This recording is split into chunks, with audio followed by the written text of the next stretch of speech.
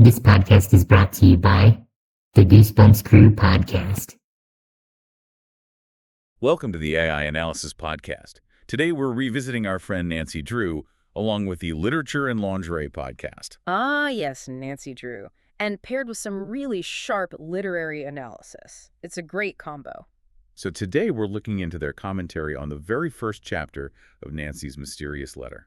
That's right, book number 8 in the original series, copyrighted way back in 1932.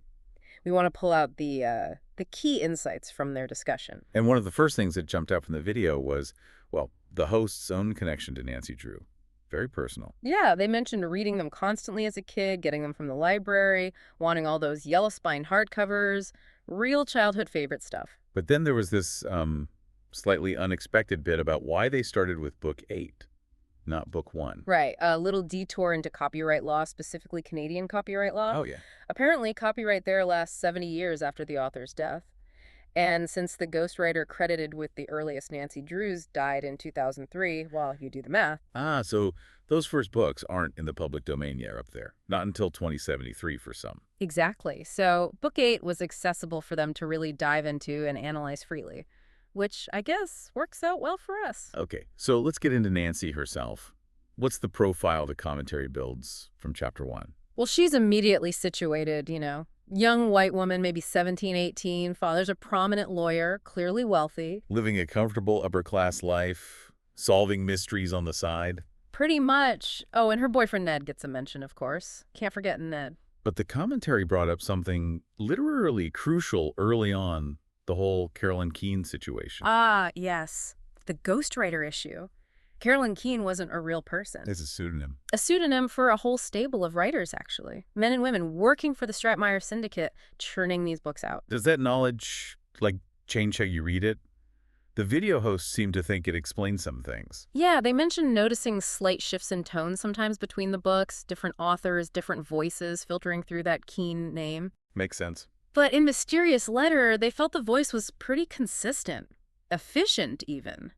Gets the plot moving. And the plot here is, well, classic Nancy Drew. Yeah. She gets a letter by mistake, right? Exactly. Meant for another Nancy Drew, an English heiress. And this letter is connected to some inheritance drama. Involving a villain named Ira Nixon. That's the one. He apparently wants to marry the heiress, grab her fortune, maybe worse. So high stakes from the get-go. But the commentary really praised how chapter 1 sets all this up. It wasn't just about the plot points. Now, the focus was heavily on that old writing advice. Show, don't tell. Ah, the golden rule. They mentioned their teachers drilling that into them. And this chapter apparently is a masterclass. Totally. Take the very first sentence. What does it tell us? Nancy's driving a convertible. Boom. Right there. What does that signal, especially in 1932? Wealth. Privilege. Freedom, maybe? For a teenager, it's huge. Precisely. No need for the author to write Nancy was from a wealthy family. The convertible does all the work. It establishes her class, her resources. It sets the stage without being clumsy about it. Okay, but the analysis of the hot cocoa scene, that got really interesting, digging into class dynamics. Oh, yeah, that was a key point in the commentary. So Nancy stops to help Ira Nixon, the elderly mail carrier. Seems purely kind, offers him cocoa. A nice gesture. It is. But then look at what happens next. She gets home and immediately tells the housekeeper, Miss Hannah Gruen, that she promised Ira cocoa. She doesn't make it herself. Nope. She delegates. The commentary framed this as showing an underlying expectation. Nancy makes the offer, and the household staff executes it. It's kindness, but filtered through her upper-middle-class reality, a sort of, noblesse oblige, maybe. And it gives you a window into that household structure. Speaking of Hannah Gruen, the description of her. Right. Excellent cook, loves baking, surprises the family. The video commentary called it a shallow view, meaning her character is defined solely by her domestic function and her apparent contentment within it. There's no hint of an inner life beyond serving the Drews. It's very, telling of the times, as the commentator put it, how service staff were often portrayed in literature for and by the privileged.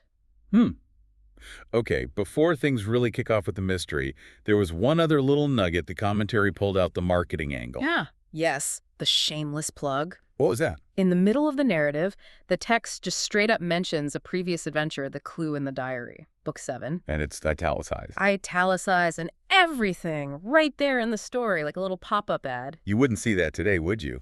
Hey, reader, enjoying this? Go buy the prequel. Not usually so blatant. It really highlights that these were designed as a commercial series from the start. Keep them buying the next one. Or the last one. Okay, so after the nice cocoa and cookies interlude, the plot hits. Right. Ira Nixon checks his mailbag. Disaster. All the letters are gone. Stolen. Only magazines left. Including a registered letter for Nancy's dad. Yeah. That's serious. Federal offense, even then. Absolutely. And Nancy, being Nancy, doesn't hesitate. She immediately starts organizing a search, rallying her friends George and Bess, who've conveniently just shown up. Fresh off solving another case, naturally. Of course. Just back from catching counterfeiters at Redgate Farm, the book reminds you she's competent, always competent. And her detective instincts lead her to a little kid. Little Tommy Johnson, 5 years old. He looks up to Nancy, wants to be a detective just like her. And he saw everything. And his memory is suspiciously good. Phenomenal. He describes the thief perfectly. Thin man, taller than Nancy, yellow winter coat and hat. Nancy guessed raincoat, but Tommy corrects her. Specifics matter. And how? The car. Beat up, same yellow as the coat. License plate, started with TJ12. He even saw the guy stuffing letters into his pocket. Okay, yeah. That does sound a bit too perfect for a 5-year-old. The commentary must have picked up on that. Oh, they did. They explicitly talked about deus ex machina, that feeling of the solution just conveniently dropping out of the sky. The hand of God fixing the plot. Exactly. And normally this would feel like that. Lazy writing, maybe. But the commentary argued it actually works here. Why? Because the chapter set up Tommy's motivation. Ah, because he was playing detective like you. Yeah. He idolizes Nancy. Precisely. He wasn't just a random kid. He was actively trying to observe things, to be like his hero. He had a reason to pay close attention and remember details, maybe even exaggerate them slightly in his eagerness. So his perfect recall feels earned, almost, because of his character. That was their argument. It makes the clues feel less like a convenient plot device and more like a result of Tommy's established personality and his relationship with Nancy. It cleverly avoids breaking our suspension of disbelief. Okay, that makes sense. And it all builds to the chapter's end, to the cliffhanger.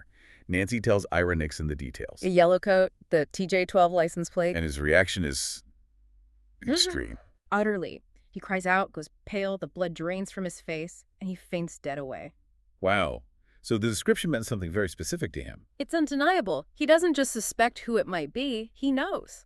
That specific combination of details confirms the identity of the thief for him. The crime isn't random, it's personal. Deeply personal. Greetings, boys and girls. My name is Isaiah Vargas. For over 3 decades, R.L. Stine's Goosebumps has reigned as one of the best-selling book series in history, spawning a monster franchise that's lasted since 1992, and spawning a massive fan base. Folks who love to talk about this influential series. And that's where we come in. Join the Goosebumps crew, Nick Shaw, Bjorn Panelik, and myself every week as we dive into the world of Goosebumps and talk about everything from the books, TV shows, movies, video games, merchandise, and so much more. Many like-minded Goosebumps fans and a growing list of special guests join us. So if you want Goosebumps, get with the program. Tune in to the Goosebumps crew every week on YouTube and audio platforms. Become a Goosebumps crew member today. Listen with the lights on.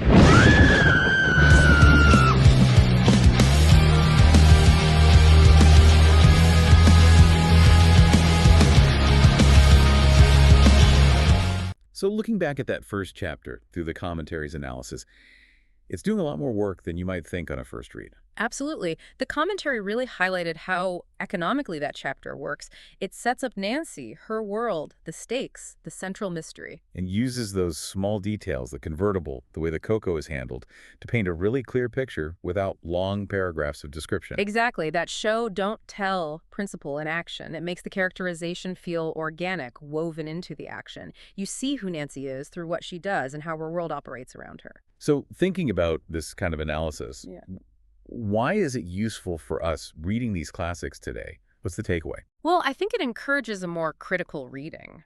When you read Nancy Drew as a kid, you're just caught up in the adventure, right? Who did it? Totally. Just the plot.